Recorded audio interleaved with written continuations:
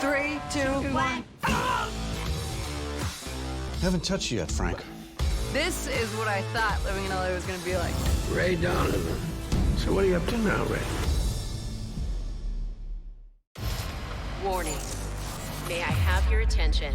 At the sound of the bell, any and all punches, including jabs, hooks, and uppercuts, will be legal for 12 continuous rounds. What a flurry by Garcia! Danny Garcia is back to purge the welterweight division. Plus, Jarrett Hurd returns to strike fear inside the ring. On Showtime.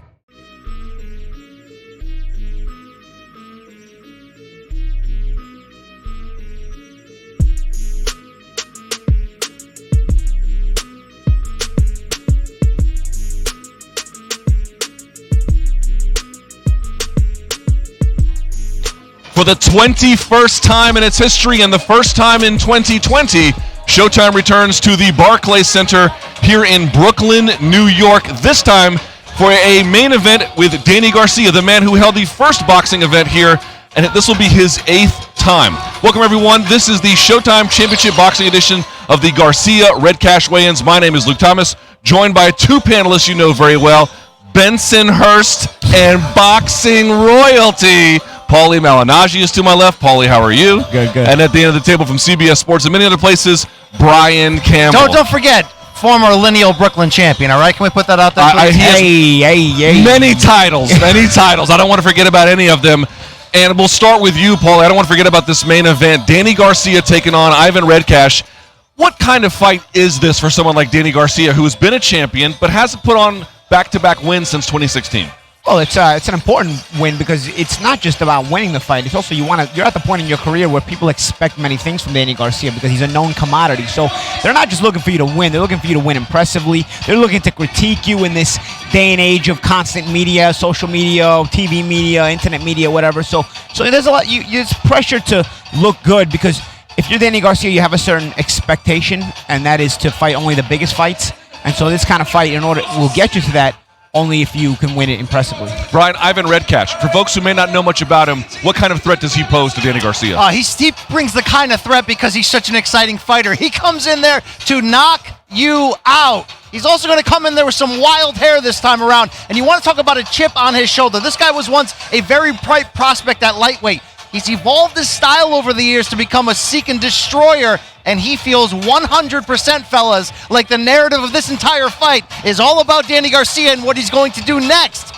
Not enough people talking about what Ivan Redkach can do if he gets to that chin. In your co-main event, of course, our welterweight main event, but in our co-main event will be a junior middleweight contest, about 154 pounds for Swift Jarrett Hurd, DC's own Jarrett Hurd, losing his last match, was supposed to get the rematch with J-Rock, but J-Rock just lost. So it's kind of a wipe the slate clean moment. He's taken on Francisco Santana. Excuse me, I had a bit of a brain moment there. Okay, again, it's another situation where Garcia is expected to do well in the main event. So is Hurd here, but he changed trainers. What is he really up against here in this co-main event? Well, first of all and foremost, the fact that he is the co-main event to another Swift. All right, he's got to fight for the Swifts. He's got to fight for the Swift nickname. The fact that he's playing second fiddle to the other Swift, number one. No, that's a joke. Really, in reality, it's his first fight with new trainer. He just lost the world title to a champion that just lost the world title as well. So now he's not even looking really right back at getting into that world title fight, into that rematch with Julian Williams, because now you'd be fighting Williams for no title at all. So it's more so about himself. Seeing how he can manage the landscape, manage things with the new training team he has, seeing if he can get back into his comfort zone in this weight class, and then, of course, move on from there. But Francisco Santana is a guy who comes to fight. All right, his opponent, Francisco Santana, doesn't have a win over an opponent the quality of Jarrett Swift Hurd, but does have a couple of surprising upsets. What can folks expect about him? I mean, if you want to do boxing math, guys, right? You got Jarrett Hurd, who lost to J-Rock Williams. Well, Francisco Santana owns a very competitive draw against him back in 2011. But who is this guy, Chia Santana? I'll tell you one thing, he's hungry, guys. Full-time job. He's one of those guys with the Santa Barbara, California street crew, painting sidewalks, doing whatever he needs to do, and going to the gym at night. And talking to his team at the fighter meetings today, they like their chances here. Yes, He's a little bit of a blown-up welterweight who's moving up to 154 for the big options, but they say this is his biggest opportunity with the least amount of pressure. And to quote Max Schmeling, when he got off the plane for the first Joe Louis fight, when he said, I see something, his team, his trainer, Coach Haas, Joseph Janik, they feel they see some vulnerabilities in Jarrett Hurd that they're going to hope to get an opportunity to expose. It's a triple header on Showtime Championship Boxing tomorrow starting at 9 p.m., but right now we have to get our weigh-in started with the classy Jimmy Lennon Jr. Ladies and gentlemen, a very good afternoon to you, and we welcome you to Barclays Center here in Brooklyn, New York, as Premier Boxing Champions presents the official weigh-in for our big night of action taking place right here tomorrow night, and brought to you by TGB Promotions, DSG Promotions, and Showtime, as sponsored by MGM Resorts and Brooklyn Boxing. Well, we begin our opening attraction. We bring our fighters onto the stage and then onto the scale for this bout. 12 rounds of action, a battle of undefeated junior featherweights for the WBO Title Eliminator. First, please welcome to the stage, originally from Ukraine, now fighting out of Philadelphia, the undefeated number 2 world rank contender, Arnold Khegai.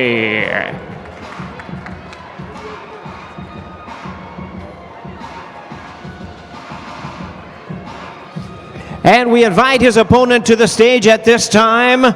Fighting out of Philadelphia, also undefeated. He's a junior featherweight sensation known as Cool Boy Stephen Fulton.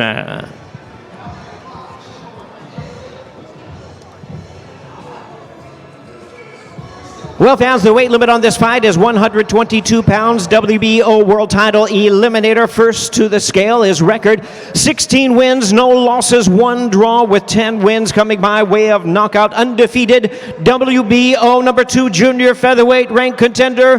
Please welcome Arnold Khegai. Onto the scale. Let's go, onto the scale. Who do we have? Khegai.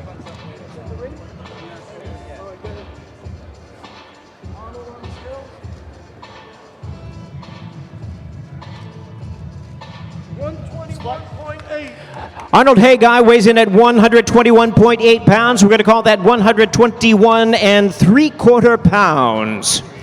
And his opponent, 17-0, 8 knockouts, undefeated, WBO number 8, rank contender, Cool Boy Stephen Fulton. Right at the limit, 122 pounds for Stephen Fulton, 122.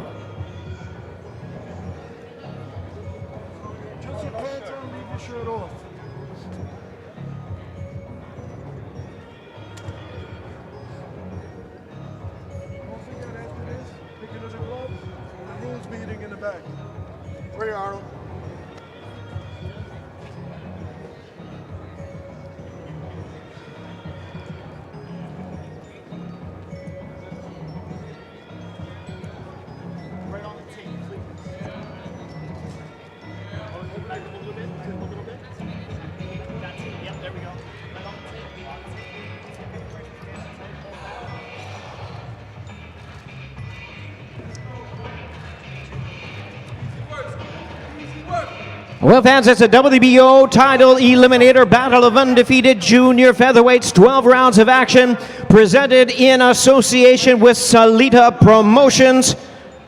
Stephen Cool Boy Fulton versus Arnold Khegai. And now to hear from our fighters, quick Q&A session with Showtime Hall of Fame broadcaster Steve Farhood. Arnold Khegai, Dimitri Salita, his promoter, will translate. Can you ask Arnold, he has a new trainer, Marvin Somodio, how does that make him a better fighter? С новым тренером, как ты считаешь, ты стал лучше, как боксер? Yes, I'm still better, and I'm ready to tomorrow. It's a different kind of matchup in terms of styles, a boxer against a puncher. How does he get Stephen Fulton to fight his fight? Это другой стиль матча. Он боксер, ты более панчер. Как ты заставишь его, чтобы он дрался твой бой?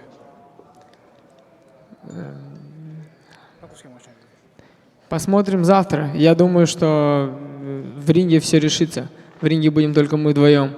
И по ходу боя будем смотреть, кто что умеет, кто что сможет.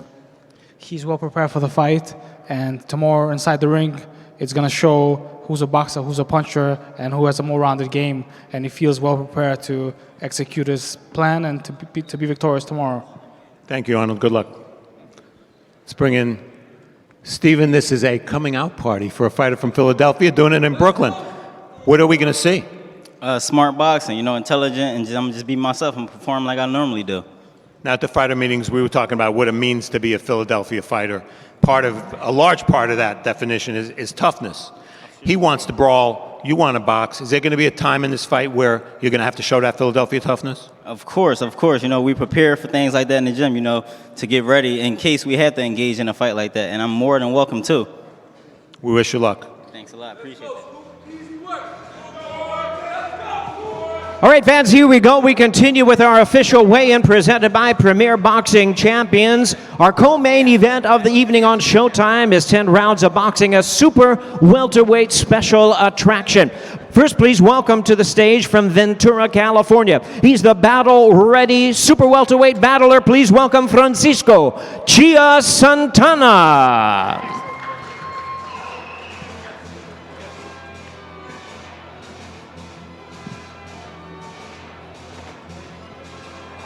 And his opponent is the well-known fighter hailing from Occoquan, Prince George's County in Maryland. A current top contender, he's the former unified WBA and IBF 154-pound champion of the world, Swift Jarrett Hurd.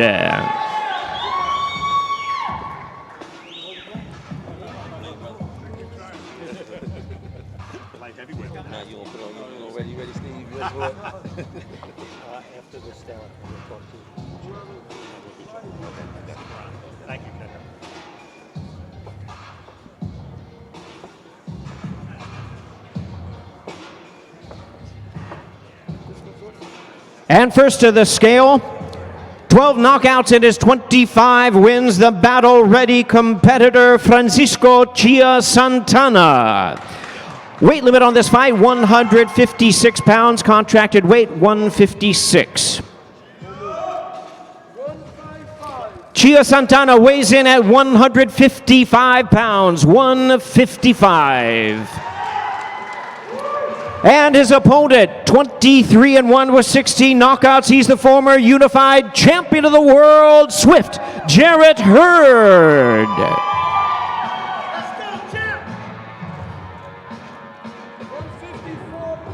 154.6 pounds. We'll call that 154.5 pounds. 154.5 for Swift Jarrett Hurd.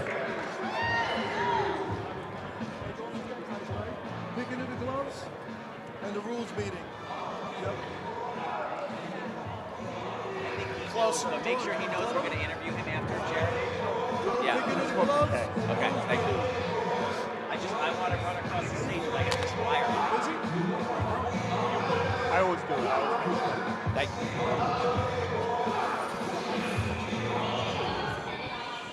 you. You go over there with the tape over there in the corner? I'll put it. We're going to get him closer than the tape.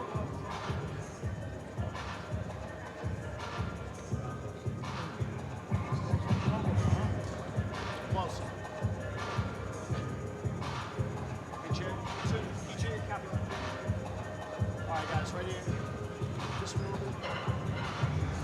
Forward, closer. One arm, nice and tight, guys. Hold that.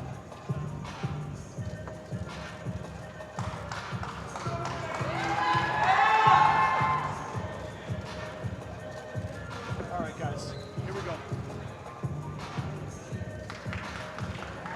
And there they are, ladies and gentlemen. It's our co-main event of the evening. 10 rounds of boxing, super welterweight special attraction. Swift Jarrett Hurd versus Francisco Chia Santana. Right, Steve Farhood, take it away. Chia Santana, 155. It's a new weight class for you. How is that going to impact your performance? Well, I mean, I don't have to make 47. No, you know, it's not. It is a new weight class because it's been a little while since I've been up here. But I fought Charlo, I fought Julian Williams, and I fought many other fighters at 54 in the past. So I'm just revisiting this new area. Jarrett said yesterday that he wants to try to, with a new trainer, he wants to try to make his fights a little easier, use the jab more, maybe box more, use his range and his reach more. Is that what you're expecting, or do you expect a slugfest? I expect the best Jarrett Hurd. You know, that's what I prepare. That's what I'm focused. And if I need to make the adjustments in between rounds, I'm going to do so. I'm just prepared to go for a hard, crucial 10 rounds. Good luck to you. Thanks so much. Jarrett Hurd. So I think a lot of people felt after your last fight that we would see you as a middleweight, but we're not. And as a matter of fact, you came in lighter than your opponent. Right. So what was the decision to come back to junior middleweight? I have unfinished business. You know, I still have a lot to accomplish here at this weight class, and I want to become undisputed before I move up. So that's the goal. You have Keiko Roma as your trainer now. You said yesterday you'd like to try to use your range more. What I was just saying to Chia, box more, make your fights easier. If push comes to shove, do we see the old Jarrett Hurd fighting on the inside and making it a brawl and a fight of the year candidate again? And listen, no matter what, I'm always going to have that style in my pocket. So if I need it, it's definitely going to come out. We appreciate it. Good luck to you. All right, most definitely. Thank you. Well, fans, from the side of tomorrow night's big night of action, Barclays Center in Brooklyn, New York, Premier Boxing Champions presents the official weigh-in for our featured attraction of the evening, brought to you by TGB Promotions, DSG Promotions, and Showtime, sponsored by MGM Resorts and Brooklyn Boxing. Well, our main event is 12 rounds of boxing at a welterweight special attraction for the WBC Silver, Welterweight, and World Title Eliminator. Welcome the fighters as they make their way to the stage at this time. First, we have fighting out of Los Angeles by way of Ukraine. He's the hard-hitting welterweight contender. Please welcome Ivan, the Killer Redkach.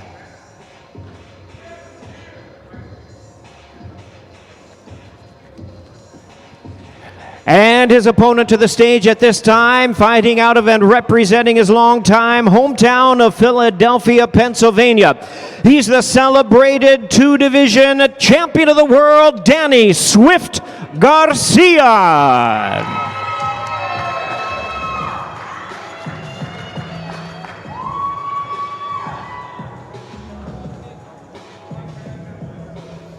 And we're just about ready to bring our fighters to the scale at this time. The weight limit on this fight is 147 pounds for the WBC Welterweight Title Eliminator. First to the scale with 18 knockouts in his 23 victories. He's the hard-hitting and determined welterweight contender, Ivan, the Killer Redkach.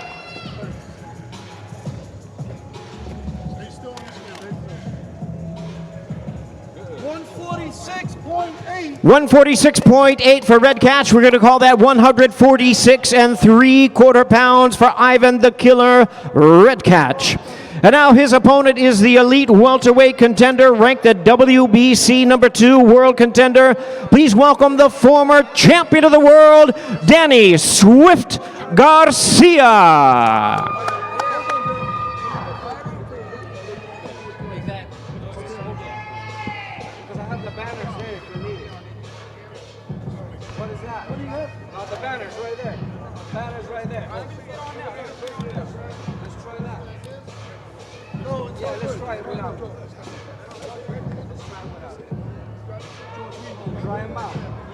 Turn it around. Turn it around.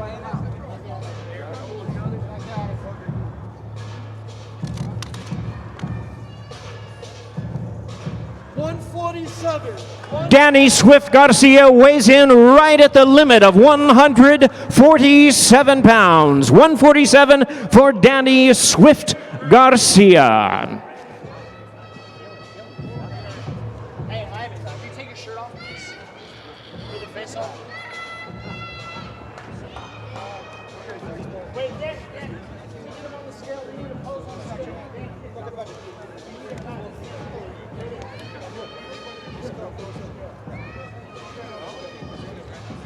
Quick pose on the scale.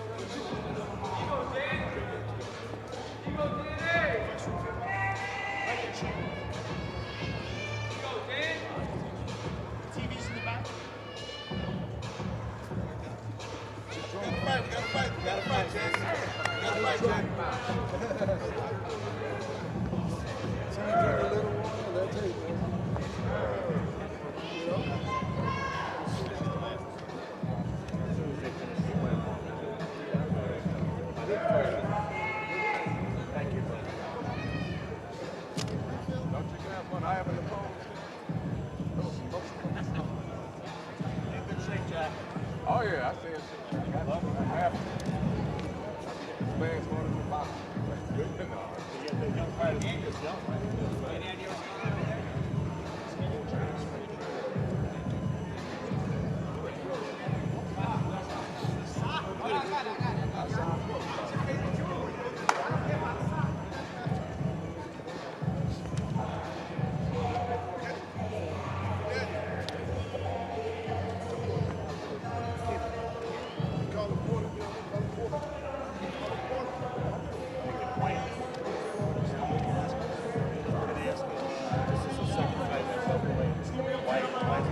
the box.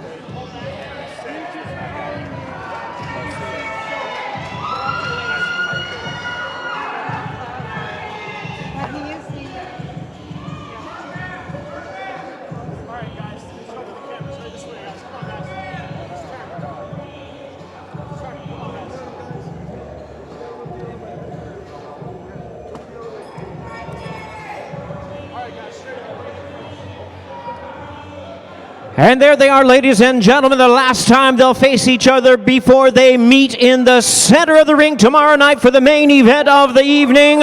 12 rounds of action. WBC Silver and Title Eliminator Danny Swift Garcia versus Ivan the Killer Redkach.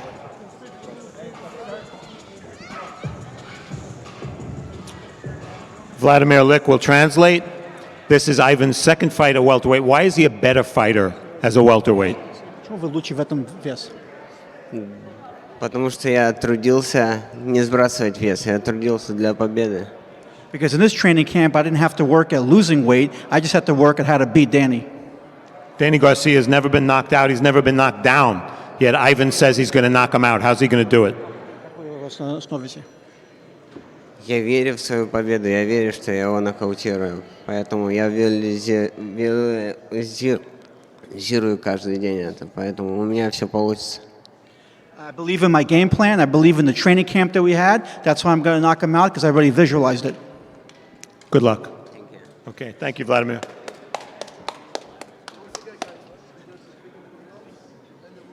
Danny Garcia, home away from home. What makes Barclays so special for you? You thought this will be your 9th fight here.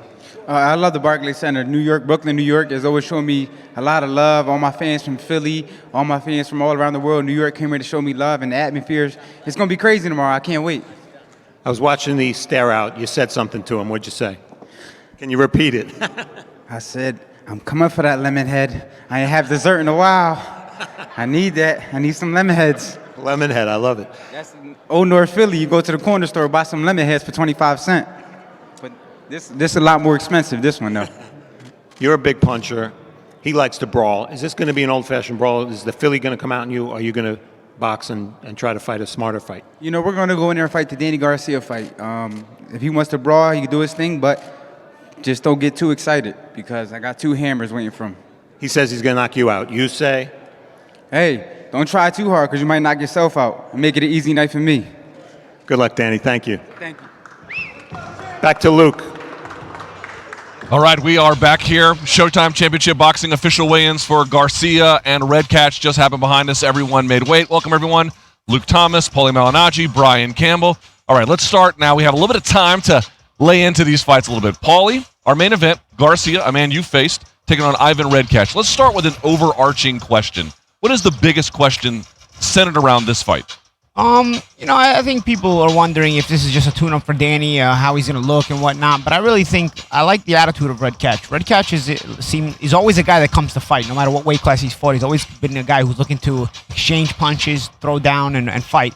So I don't know if this is going to basically be a kamikaze mission against a guy like Garcia, who's looking for you to come in crazy, because Garcia, what he does best is he punches with you and catches you while you're coming in.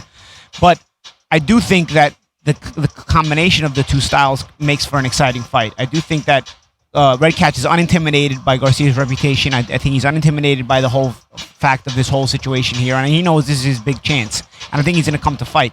And Garcia is always focused. He's never an unfocused fighter, no matter who the opponent is. So I do think that the combination of the two styles will make for an exciting fight. Yeah, it's going to be combustible. You're going to see action here because that's what Ivan Redkach does. You got to knock him out to beat him, to finish him. We remember his war with John Molina Jr. 2 years ago, a fight of the year contender. And when Ivan Redkach made the move from 140 up to 147 last year, he told me, I only did it for the money. They called me, they said, do you want Devin Alexander? Well, he walked in there, knocked him down 3 times, knocked him out, face first down to the canvas. He likes what this weight class does to his body. You heard him mention it up there. He's only focused on being the best he can be.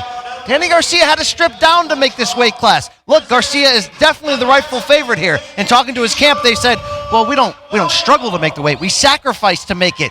But as much as Danny Garcia is the rightful favorite, Redkach is going to make it a war, and that's the only way to go. I mean, and keep in mind, I mean, he was thoroughly outboxed by Tevin Farmer, but a few weight classes down. But Tevin Farmer's very good. This is not the same style, though. Tevin Farmer's not only very good; it's a different class. It's a different style of matchup as well. Garcia's a more flat-footed guy. He's a guy who's more apt to throw that kind of power. So Redkach will come in throwing his big shots, but Garcia is going to have opportunities to throw his own big shots, which is what he likes to do. Let me circle back to you if I can, Paulie. Let's talk about him moving up in weight. He had the win over Alexander, which was really nice. I guess what I'm wondering is when you move up in weight, what are all the benefits that can be conferred? Extra power punching? Does it make you also better at taking punches? No, I don't think it makes you better at taking punches because you're going to be taking shots from bigger guys. So I don't know where that whole thing came from. Probably when guys were, I hate to say it, doping, and they're taking better shots. But you don't take better shots when you go up in weight and get hit by bigger guys. But what you do have is less weight struggle. So maybe you have a more energetic style to you. I will give you that. So you'll be able to maybe have a higher punch output and maybe have better legs. And also just mentally, you're not stressed. When you're not stressed about making the weight, you're going to come in kind of carefree and be able to train that way every day and bring out your best. And as much as it's great, Luke, just sorry to interrupt you, that we can say, I love Redkach's style. I love his attitude. I love that he feels he's being overlooked and all that. What the potential problem for him is, as you mentioned with Danny Garcia's counterpunching, is for him to win this fight, meaning Redkach, kind of has to make it a war, kind of has to make it ugly, yet you're playing into that spider web of what Danny Garcia does good. A-plus chin, great counterpuncher, maybe the biggest puncher in the welterweight division, so that combustibility is going to bring us in Garcia. That combustibility is going to bring us action, but there is going to be constant danger for Redkach. Yeah, and I'll tell you what makes it exciting too. You know, running along the same point. Yes, Garcia's a counterpuncher, but he's a counterpuncher in a much different style than most counterpunchers. Most counterpunchers are on the back foot. Garcia is almost a weird kind of counterpuncher. He holds his ground and just punches with you. You know, sometimes he'll say he's not even looking. He'll just kind of bend his chin because what he's looking at is for your commitment, and he's going to punch with you. He doesn't care. He doesn't even care if he's putting himself in the line of fire half the time. You know, because he's just confident that if he punches with you, he's going to have your full commitment, and that means all the power he can lay into you is going to land fully. So a guy like Redkach fully committing, Garcia looking for that kind of thing and throwing his own bombs. Garcia putting himself in position by holding his ground to be hit with Redkach's shots. I think for however long it lasts, it's a good fight. Now, the interesting part about this, of course, and why Garcia took this fight is, for one reason, inactivity. Right? The guy has, I point this out, has not had a back-to-back win since 2016. Had, I think, one fight, the Granados fight, which he looked great in last year. Paulie, I'm not sure what I make of the inactivity. He had 33 fights before he's lost. He's 31 years old. He's a veteran. None of this is new to him. How much does the time off benefit him by not being overly damaged through camps and fighting? And how much of it is a little bit of rust he has to deal with here? Well, you know, he's the kind of guy who stays in the gym even if he's taking time off. So I don't know how much of that is rust, really. But I do think you preserve yourself a little bit better as you get older. He's faced a lot of big names. I mean, Garcia's faced a lot of big names. I remember ever since before he was champion, he faced guys like Nate Campbell and Kendall Holt, who were ex-world champions. And Danny Garcia had not yet fought for a world title and was already fighting guys like that. So he's fought a very tough schedule, I think, contrary to what many people believe, if you followed his whole career thoroughly. So you're not putting cherries on his Instagram is what you're saying. Yeah, exactly. So, but I will say that. But I will say that I think a little bit of preservation is good. He's lost 2 times in the last few years, but change a couple of rounds here and there, and the guy's undefeated. And it wasn't like he was fighting chumps either. No, it wasn't. Not only was he not fighting chumps, but like I said, you change a round or two here and there, and this guy's undefeated right now. We're talking about him in a level of greatness, which I still think he's a great fighter, but I think he gets underrated in that conversation. Mentality is going to be so key in this fight, right? I already identified the mentality for Redkach is nobody believes in me. I'm coming in there. I'm going to try to knock you out. How about this for Danny Garcia, though? We're going through a Renaissance welterweight era. But when you talk about the biggest names, right, you're hearing Spence, Pacquiao, Porter, Crawford. Sometimes Danny Garcia's name falls out of that conversation when it shouldn't. Some of that is the inactivity. He thought he was getting Thurman last year. He thought he was getting Spence today. He thought he was getting Mikey Garcia last fall as well. This is his opportunity right here to certainly make that statement and get back in there. We all know who could be out there for him when you're talking about the names like Spence and Pacquiao, but it's no secret why Redkach is a southpaw, and it's the perfect sort of lead-up opportunity for him. Good point. But back to magnitude, in the mental state, I think Danny Garcia has just as much motivation to remind you exactly who he is, a guy who's that close to being undefeated. And like I said, in my opinion, the biggest puncher in this division.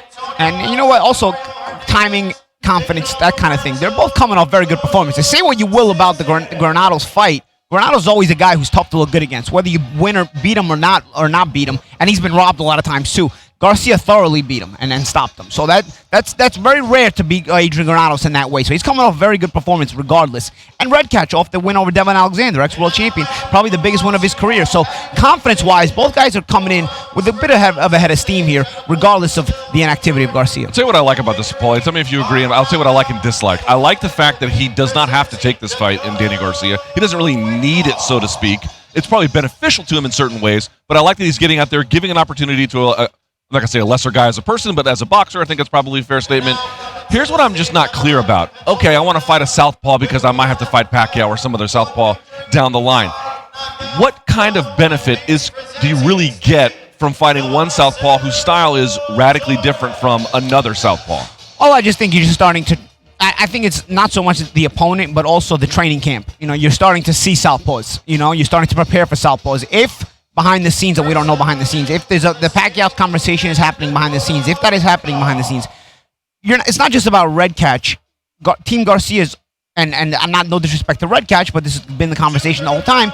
Team Garcia is kind of looking at Pacquiao, taking the Redkach fight as an opponent to warm up for El Southpaw, but also you're taking the training camp as a warm up, because if you fight a right-hander, you're going to be sparring right-handers. So if you start to get the looks of southpaws, then you fight a southpaw, then the next camp you get through Redkach, which is not going to be a pushover. But say you get through Redkach, you have another training camp full of southpaws, and then you get the Pacquiao fight. Fair point. Then you kind of get the preparation mentally and physically with the southpaws. And another fair point is Danny Garcia doesn't have a big history against southpaws. Just 2 times, right? Zab Judah, who came on late against him, right? And Robert Guerrero, who had moments where it looked like, I don't think he hurt Danny, but he was in that fight for certain windows before Danny was able to get decisions in both fights. Sometimes you got to get that experience. I want to talk about Garcia's known strengths and known weaknesses. Let's start with the strength, the left hook. How is the left hook going to be a factor against a southpaw like this? I think it's a factor, but I think both hands. I think both hands are something Garcia carries power, and we saw him knock down Zab Judah with the right hand as well. You know, so Brandon Rios he put away with the right hand. Exactly, great point. Brandon Rios the knockout came with the right hand as well. So I think Garcia's left hook is definitely vaunted. It should be talked about, but I think the power is in both hands. I think I think that power comes into play just with the commitment of Redkach. Redkach, I think, is going to land shots on Garcia because Garcia holds his ground when he's looking for these counters, and sometimes he mistimes them. And he takes clean shots. We even saw him take a big shot from Lucas Matisse, I rember back in the day. So he's got a great chin. The mouthpiece the mouthpiece over. Flying. So he's got a great chin, but he's also a hittable in his own in this the very same thing that makes him dangerous also makes him susceptible, and that's why he can be exciting. And that's why an opponent like Redkach, with the enthusiasm, with the will to win, and the determination, and just the right moment right now that he's feeling himself, I think makes for a fun fight tomorrow. Now, I want to talk to you about the weaknesses. You and I spoke about this. Again, credit to Garcia. Never been knocked down, right? Certainly this is a guy who has never been knocked out, obviously. This is a guy who can hold his own both on the offensive and defensive side. If there is a weakness, Brian Campbell, something you have talked to me about is perhaps, not that he has bad footwork, but against guys who have really quick feet, that can pose a problem for him. To what extent is Redkach potentially one of those guys? I think that's Ivan Redkach's problem. If there's a path to, not victory, but staying in a fight against Danny Garcia, I think there's 4 guys that have pulled it off. It's certainly Lamont Peterson and Mauricio Herrera, who didn't get the calls on the scorecards, and it's the 2 losses to the very elite, Sean Porter and Keith Thurman. They were able to expose maybe, I don't want to say his lack of lateral quickness, but they had speed and footwork advantage. They darted in and out, Paulie. You had some moments against DSG as well. Yeah, I was a little bit. A little bit, okay. You had one moment against him. All right. But I'll tell you what. Also, Ashley Theophane had a good fight against him before Danny was a big name fighter as well. So the good legs have also always been a bit of a kryptonite for Garcia, but that's not Redkach. Does Redkach have that? That's what we're So gonna we have say, to figure out, Luke, ultimately, does Ivan Redkach have legitimate welterweight power, the kind that can hurt an Iron Chin Danny Garcia, or was Devin Alexander more on the other side of that hill and it was right? Yeah, that's the other part I was bringing up earlier. It's like, I get your point well taken about the comfortability with southpaws, but Pacquiao, if they end up making that fight after this one, he absolutely is a mover, right? He absolutely cuts angles. He works a lot in a way that Redkach just never would. Yeah, it was for, what is he, 42? 41. Great legs for the 41-year-old. Hey, those calves, Paulie. Yeah, why'd you take a little sarcasm, Paulie Malignaggi? Great legs for a 41-year-old. Maybe just a little bit. Okay, last thing. You fought Danny Garcia. What did you learn in that fight that maybe you didn't either understand or fully appreciate about his abilities? No, I had a recognizance of the fact that he looks to punch with you. I thought that was very important for me to know. So I was trying to, when I was fighting him, use a lot of feints to try to get him to commit to the punching with you and maybe, throw him off a little bit. But it didn't work out. Danny's also a smart fighter. He doesn't get credit for the intelligence in the ring. You know, he's mentally strong, and in that it's hard to break him. And we already knew that going in, and he's got a great chin. We already know that. But also, he starts to, I remember there was certain situations I was looking for, certain counters I was looking for, and he started to hit me with jabs on my shoulders, jabs in different parts that were kind of discombobulating my center of gravity, so I couldn't get the counter off, And then, of course, he was looking for the headshots too, but just different things. He's a much more intelligent fighter than people give him credit for, and he closes the gap in that way, in those subtle ways. And when he closes the gap in those subtle ways, sometimes you end up panicking and throwing something crazy, and that's when he looks to punch with you and get you out of there. Interesting. Now, you also mentioned something I want to pick up on before we go to our co-main event, Brian. It's a bit of a golden era for welterweights, right? And you know what's interesting about it, and tell me if you agree with this characterization, you've got some new blood, you got some dark horses, but it's a lot. I'm not going to call Danny Garcia old, but he's been around the division as a prominent player for a while. The division's full of guys like that right now. It makes it hard to stand out. It does. Look, everyone's fighting for that opportunity, and Danny Garcia's been through this before. You remember that 2013 upset of Lucas Matisse that Paulie mentioned. That was supposedly going to put him next in line for Floyd Mayweather. It didn't ultimately happen. Maidana upset Broner. Floyd fights Maidana twice. It happens. He knows he's sort of in a bridesmaid position now for a possibility of Pacquiao. In some place, it's just right place, right time, right performance to knock on that door, make that statement, and draw that big name. But even if he doesn't get that fight, right? You want to talk about the names available to Danny Garcia if he gets a victory on Saturday. He even said, look, if we end up seeing Pacquiao and Spence fight each other instead of against me, I wouldn't mind going up to 54 and rematching Thurman or Porter, having them come up with an easier weight cut. This is a time to be alive at welterweight, Luke. All right, let's go down to our co-main event. It is a junior middleweight, although you saw from Jimmy Lennon Jr. contracted at 156 pounds. Although, funnily enough, Jared Hurd... Funnily, let's do this, yeah. Okay, Jared Hurd looked... I don't know how you guys felt. He looked way bigger to me than Francisco Santana, yet coming in as something of a somewhat lighter guy. Physically, though, Jared Hurd's whole style has always been, when he talked about when he needs it, he can rough you up, and if that's the direction he wants to go. What kind of a fighter is Jared Hurd when he's at his best? Oh, he's a guy who mentally and physically breaks you. He brings a pace that's uncomfortable for you, and he's in your face the whole time. And he's making you work, and if he's not making you work, he makes you feel like you need to work, and so, because you don't want him in front of you, because if you see him in front of you, it's just, you're in that danger zone. So he's the kind of fighters like this create errors in their opponents, because they sort of create a panic. You think when you're going to land some shots or some counter shots or even some lead shots, you're going to create some space and maybe get a rest here and there. But this guy, even when he's resting, he's in your face. So you feel like you can't rest because he might throw a punch at any point. So mentally, it's stressing. You see comes to mind the Erislandy Lara fight, where Lara started well, but you could just fight of the year. Yeah, you could just see the sand coming out of the hourglass little by little in Lara, because this guy was in his face constantly, and he makes you feel like you have to work more than you want to, more than you should, and it catches up to you in the late rounds. Let's talk about the stock. I mentioned, I'm a DC guy, guilty as charged. Jared Hurd was making some noise because Lamont Peterson had retired not long before. Jared Hurd was kind of the city's next big boxer. He goes and takes on J-Rock at the Eagle Bank Arena in Fairfax, Virginia. and then loses on national television. The Redskins had made him the official ambassador. He had their logo on his trunks. I was like, oh no, Jared, such bad luck. But he ends up losing. He's now hit the reset button a little bit. New trainer. You know what's interesting? It's not just the new trainer or the loss to me that sort of stands out. He said something this past week being like, I've had some fight of the year contender fights. I don't want those anymore. I want quick wins. Talk to me about what, A, the loss to J-Rock did to his stock, and 2, where you see him now regrouping. Well, the loss to J-Rock certainly humbled him. He'd opened up to me in interviews I had with him and said basically, look, I believed in my own headlines. I believed in my own clippings. I got a little bit too big for my own britches. But it wasn't just that the loss humbled him, guys. It was sort of the breakdown in his team. His old trainer, Ernesto Rodriguez, had sort of a bitter falling out between the two. You listen to him talk to new trainer Kei Kimura. We saw that in the fighter meeting this morning. It's all about that focus. It's not changing him as a fighter. It's just, let's not rely on those strengths, the size, the passion to come forward. Let's try to win a little bit easier and have some kind of longevity. They don't want to add anything as much as they want to remind Jarrett Hurd who he used to be as an amateur turning pro and who he can be if just things are a little bit more balanced. You don't always have to have your foot on the gas. You always have to be eating punches just because you can. That's a scary proposition. In this 154-pound division, which is exciting, it's been flipped upside down by a number of upsets from Harrison beating Charlo through Jason Rosario just last week. This is going to be interesting if Jarrett Hurd can be the same guy he already was in those 2 Fight of the Year contenders, but add those kind of wrinkles. He says all those rumors about him going to middleweight, that was never true. That was never him. He still makes 54 easy.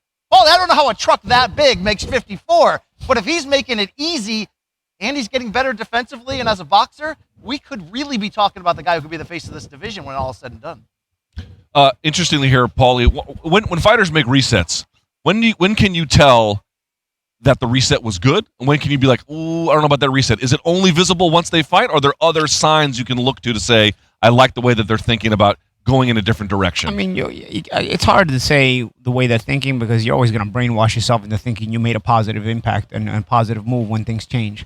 So for me, it comes down to what's in the ring, and sometimes it doesn't even come down to what's in the ring the first time. Like sometimes it just especially when you change your team, it takes a fight or two to kind of get that camaraderie, get that chemistry together, and have it work in the right way. So saying the right things, you're always going to say the right things, especially on fight week. Fighters, we brainwash ourselves. Even if things haven't gone well in camp on fight week, they've gone well in camp. So still, but I guess the question is. He had the 2 potential fight of the years, the Lara fight, and then, of course, the J-Rock fight. Again, a very difficult fight, one that he lost.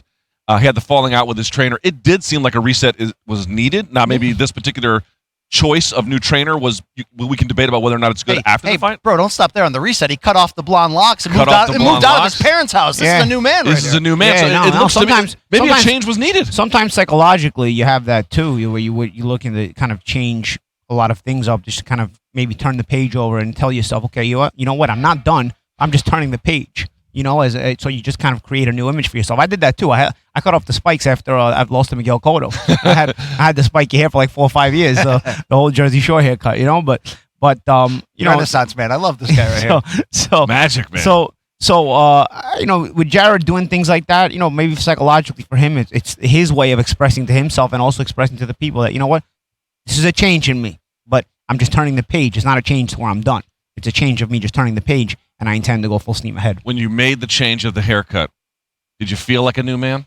I won the world title. I mean, what can we say? I won the world. Should have saw that guy's became world champion. Wow. Little did I know the spikes had to go for me to win the world title. All right, maybe you would have done it sooner. And then we talk about Francisco Santana, Brian. He does have a win over Felix Diaz, right? Yeah, big upset. All right, so he's got a moment there or two where he has looked pretty good.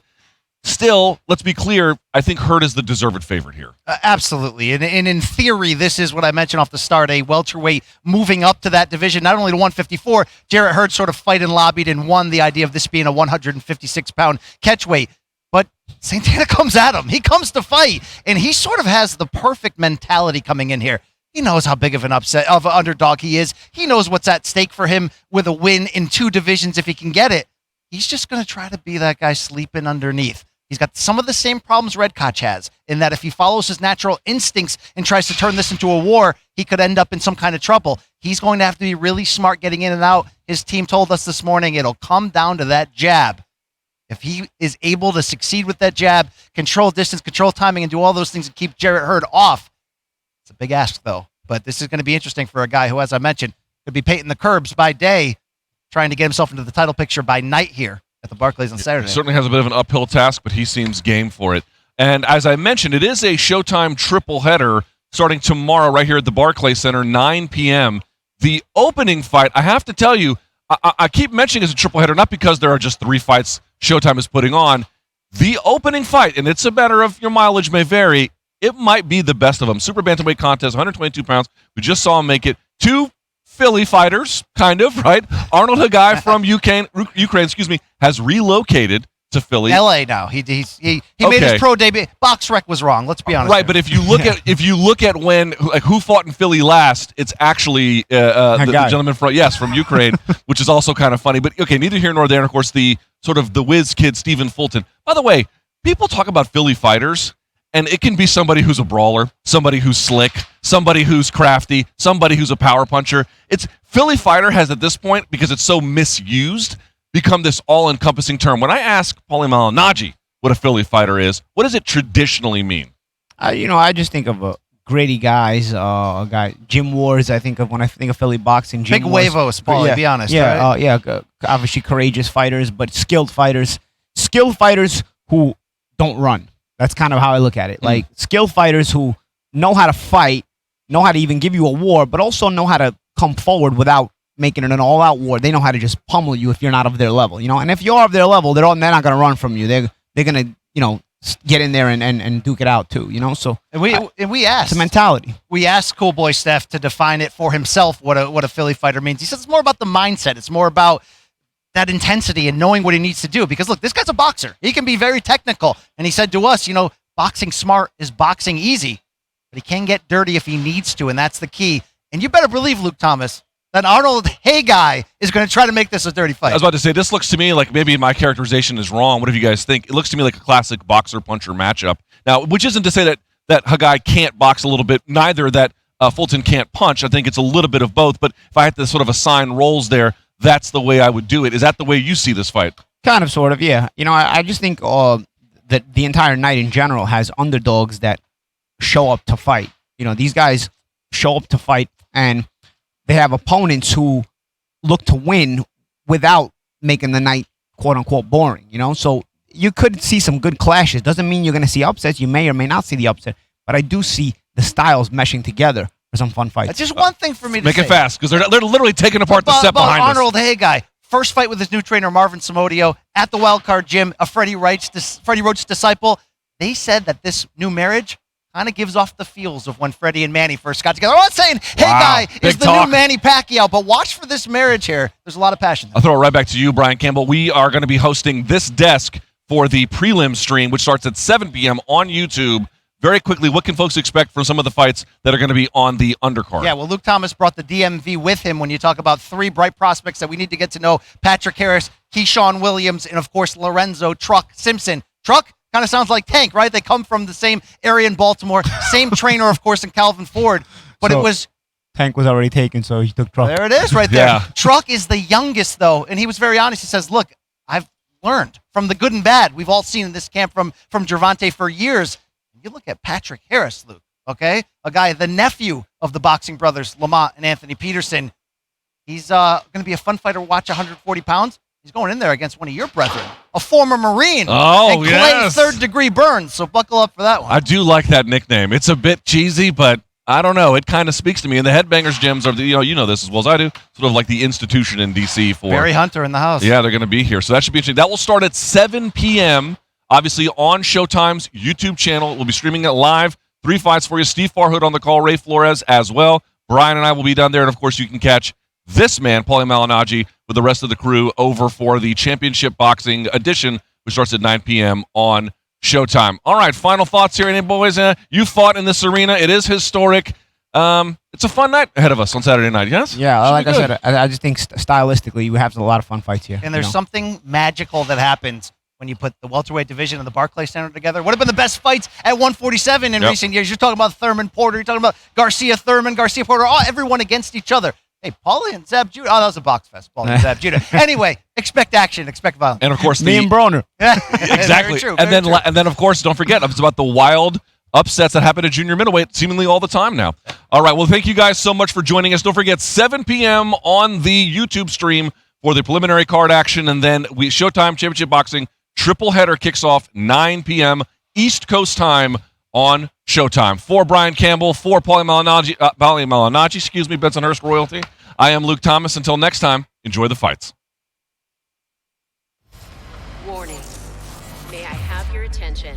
At the sound of the bell, any and all punches, including jabs, hooks, and uppercuts, will be legal for 12 continuous rounds. What a flurry by Garcia! Danny Garcia is back to purge the welterweight division. Plus, Jarrett Hurd returns to strike fear inside the ring. On Showtime. 3, 2, 1. Haven't touched you yet, Frank. This is what I thought living in LA was going to be like. Ray Donovan. So what are you up to now, Ray?